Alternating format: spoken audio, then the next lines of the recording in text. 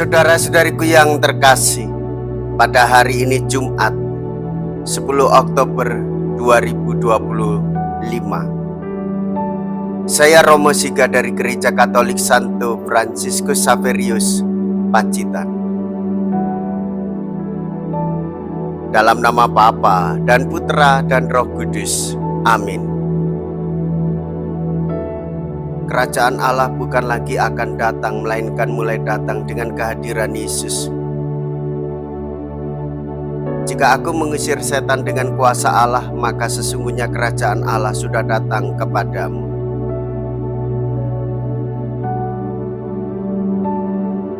Yesus menghubungkan kerajaan Allah dengan perang antara Allah dan kekuasaan yang jahat.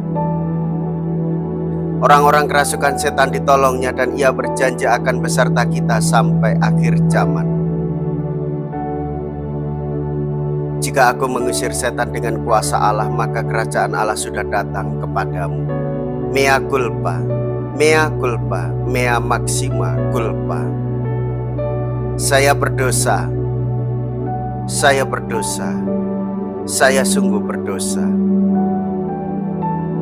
Semoga Allah yang Maha Kuasa mengasihani kita, mengampuni dosa kita, dan menghantar kita ke hidup yang kekal. Amin. Marilah kita berdoa. Allah Bapa kami, sumber kebahagiaan, Engkau mengendaki semua orang berbahagia karena mengenal Yesus Kristus.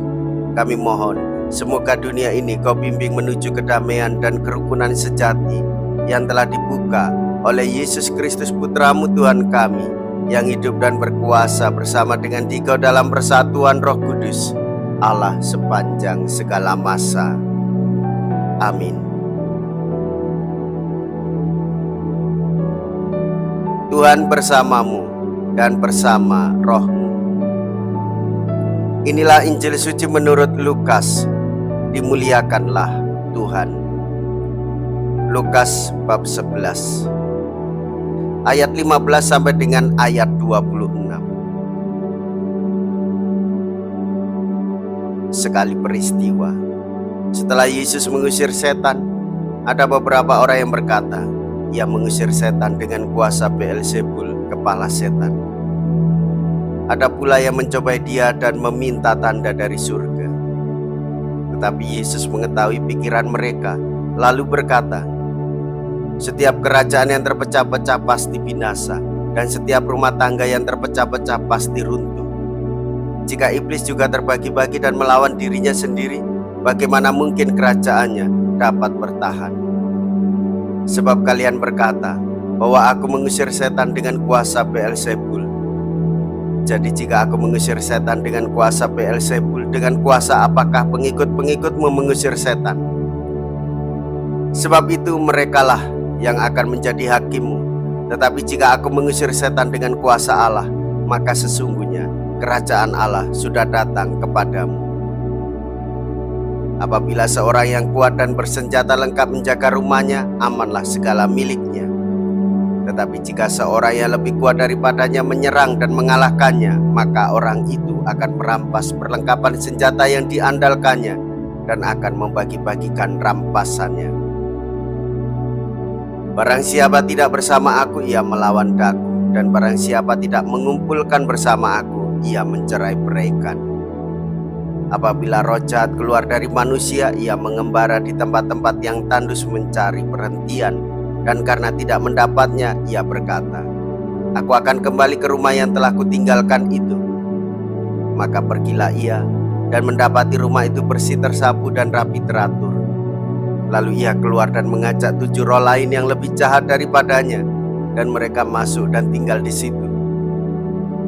Maka akhirnya keadaan orang itu lebih buruk daripada keadaan semula. Demikianlah sabda Tuhan. Terpujilah Kristus.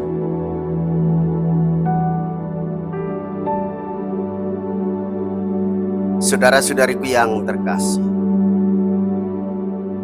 Tuhan Yesus menyertai kita dalam pesiaran hidup ini. Kita beriman dan percaya bahwa Yesus mengusir setan dan roh-roh jahat dengan kuasanya sendiri, sebab dialah Allah. Dialah yang menyatukan kita di dalam keselamatan ilahi. Dialah yang mendamaikan kita dengan Bapanya, dan Dia pula yang mendamaikan kita dengan sesama. Maka dengan kehadiran Tuhan Yesus datang ke dunia ini, memberikan keselamatan bagi setiap orang.